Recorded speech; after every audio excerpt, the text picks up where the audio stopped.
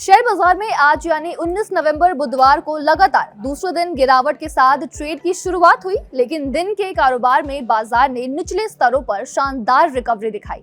Sensex 300 point से ज्यादा ऊपर उछल गया था और 85,004 के आसपास ट्रेड कर रहा था। वहीं निफ्टी भी 100 पॉइंट्स की बढ़त के साथ 26,014 के आसपास ट्रेड करता नजर आया।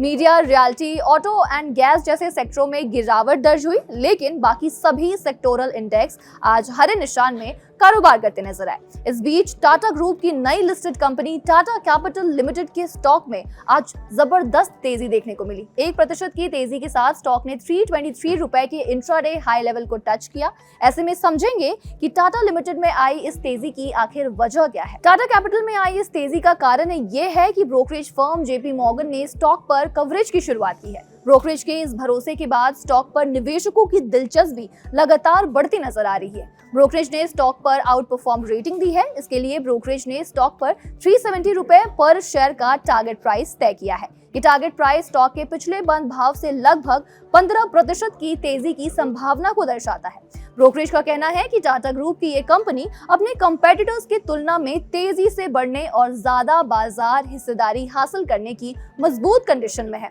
क्योंकि कंपनी का फाइनेंशियल बेसिस काफी ज्यादा स्ट्रॉन्ग है। प्रोडक्ट्स की एक वाइड रेंज अवेलेबिलिटी है और तो और इसकी बिक्री और सेवा नेटवर्क काफी मजबूत है, जो ऑनलाइन और ऑफलाइन दोनों ही माध्यम पर सुचारू रूप से काम करता है। जेपी मॉर्गन का कहना है कि टाटा कैपिटल हमेशा ग्रोथ की तरफ बढ़ने से पहले रिस्क मैनेजमेंट पर ध्यान देती है। इस केयरफुल ऑब्जर्वेशन के कारण कंपनी के फंसे हुए जो लोन हैं और इंडस्ट्री में दूसरी कंपनियों की तुलना में कम लोन लागत है, और यही कारण है कि जेपी मॉर्गन को भरोसा है कि टाटा कैपिटल बिना किसी बड़े नुकसान के बुरे से बुरे वक्त में भी डट कर सामना कर सकती है, जब लोन की क्वालिटी आमतौर पर खराब हो जाती है। Global brokerage firm JP Morgan ने टाटा कैपिटल के फ्यूचर को लेकर कुछ बड़े अनुमान लगाए हैं। जेपी मॉर्गन का मानना है कि टाटा कैपिटल अपने प्रॉफिट मार्जिन यानी NIM में सुधार कर सकती है। इसके अलावा कंपनी डूबते लोन की लागत कम कर सकती है और ऑपरेटिंग खर्च को भी घटा सकती है। हालांकि FY26 में कंपनी का टोटल रिटर्न ऑन एसेट्स यानी ROA थोड़ा घटकर 1.9% रह जाने का अनुमान है।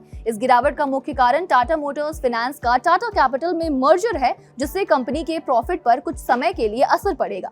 ब्रोकरेज को उम्मीद है कि टाटा कैपिटल का नेट प्रॉफिट FY26 से 28 के दौरान हर साल लगभग 30% की बहुत तेज दर से बढ़ेगा।